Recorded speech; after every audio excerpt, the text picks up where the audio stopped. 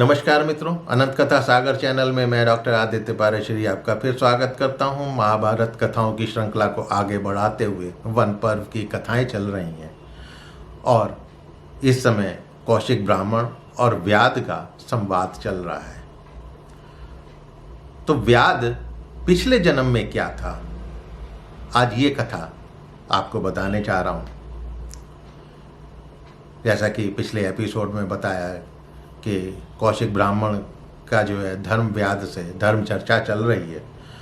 उसके बाद धर्म व्याध कौशिक ब्राह्मण को अपने माता पिता के दर्शन कराने के लिए घर ले जाता है और कहता है ये मेरे प्रधान देवता हैं, जो देवताओं के लिए करना चाहिए वो मैं इन्हीं दोनों के लिए करता हूँ।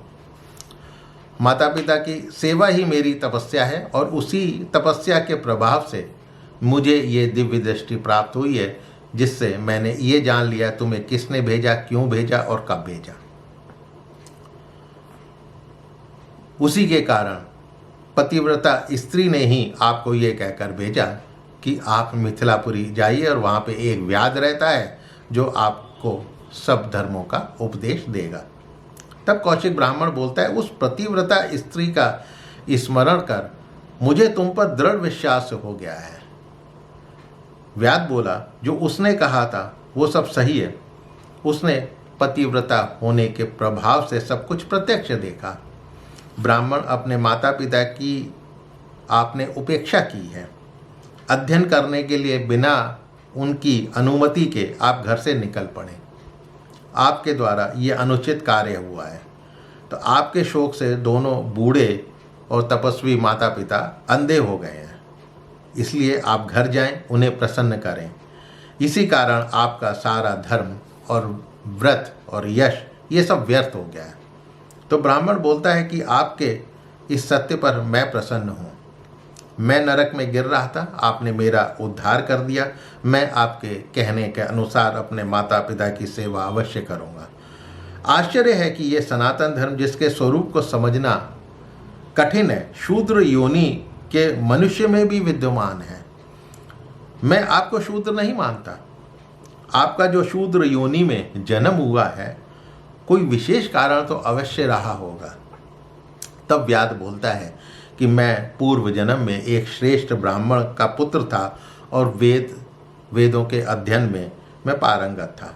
उस समय एक धनुर्वेद परायण राजा के साथ मेरी मित्रता हो गई।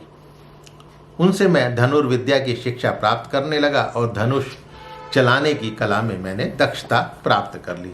तो एक बार जो है राजा हिंसक जानवरों का शिकार करने के लिए निकले। उन्होंने ऋषि के आश्रम के निकट बहुत से हिंसक पशुओं का वध किया। मैंने भी एक बाण छोड़ा। उस बाण से वो एक ऋषि मारे गए। बाण लगते ही वो मुनि आर्तनाद करते हुए बोले, मैंने तो किसी का कोई अपराध किया नहीं था, फिर ये पाप कर्म किसने किया? मैंने हिंसक पशु समझ के बाण मारा था। मैं सहसा उनके पास अचानक पहुंचा। वो ऋषि करा रहे थे। मैं बोला, अनजाने में मुझसे ये अपराध हुआ है, मुझे आप क्षमा कर दें। तब उन्होंने मुझे श्राप दिया कि निर्दयी ब्राह्मण, तू शूद्र योनि में जन्म लेकर व्याध होगा। मैं बोला, मुनिवर मुझे क्षमा करें, अनजाने में मुझसे ये बड़ी भूल हुई है। मैंने बार बार उनको समझाने की कोशिश करी और उन्हें प्रसन्न करने की कोशिश करी। तब वो मुनि बोले कि मेरा ये श्राप टल तो नहीं सकता, लेकिन जा, तुझ पर मैं कृपा करता हूँ। तू शूद्र योनि में जन्म लेकर भी धर्मयज्ञ रहेगा, यानी धर्म पर आस्था रखेगा और माता पिता की सेवा करेगा। उसी से तुझे सिद्धि प्राप्त होगी। तू पूर्व जन्म की बातें स्मरण रखने वाला होगा और अंत में स्वर्ग जाएगा। शाप का निवारण होकर तू फिर से ब्राह्मण कुल में जन्म लेगा। तब कौशिक बोला, ये आपके पूर्व जन्म के कर्म का फल है, आप फिर ब्राह्मण हो जाएंगे। मैं तो अभी से आपको ब्राह्मण मानता हूँ। जो ब्राह्मण होकर भी पाप कर्मों में फंसा हुआ है वो शूद्र समान ही है।